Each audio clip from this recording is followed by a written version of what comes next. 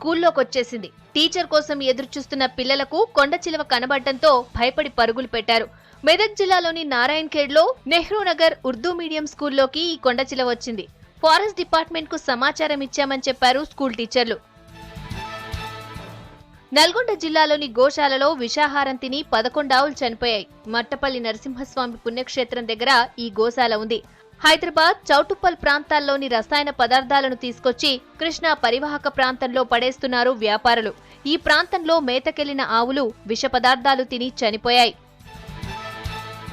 కేరళలో అమలవుతున్న పంచాయతీరాజ్ వ్యవస్థను అధ్యయనం చేసేందుకు వెళ్లారు కరీంనగర్ జిల్లా జెడ్పీటీసీ సభ్యులు. నాబార్డ్ ఆధ్వర్యంలో కేరళకు ఈ టూర్ ఏర్పాటు చేశారు.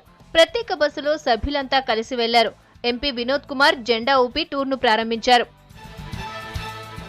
గద్వాల్ జిల్లా కోసం ప్రజాప్రతినిధులంతా రాజీనామా చేయాలన్నారు జెడ్పీ చైర్మన్ బండారి భాస్కర్.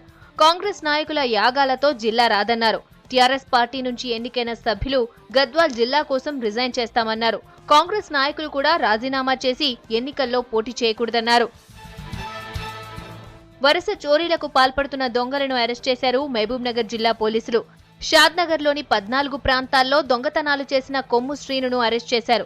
ఈ కేటుగాడి దగ్గర నుంచి 14.5 తులాల బంగారం, 83 తులాల వెండి, 2 వీలర్ స్వాధీనం చేసుకున్నారు. పేద ప్రజలకు ఉపాధి కల్పించిన ఘనత కాంగ్రెస్కే దక్కుతుందన్నారు మాజీ డిప్యూటీ సీఎం దామోదర రాజనరసింహ. మెదక్ జిల్లా నారాయణఖేడ్ ఉప ఎన్నికల ప్రచారంలో పాల్గొన్నారాయన. టీఆర్ఎస్ అధికార దుర్వినియోగం చేస్తోందన్నారు. ప్రజలంతా సంజీవ్ రెడ్డి గెలుపు కోసం కృషి చేయాలని కోరారు.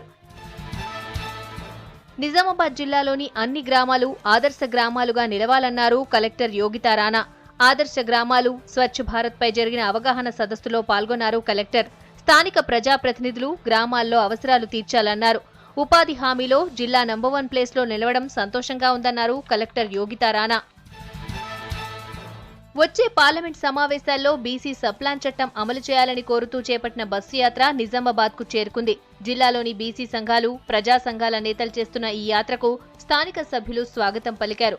బీసీ సప్లాన్ అవసరాన్ని ప్రజలకు వివరించారు కళాకారులు.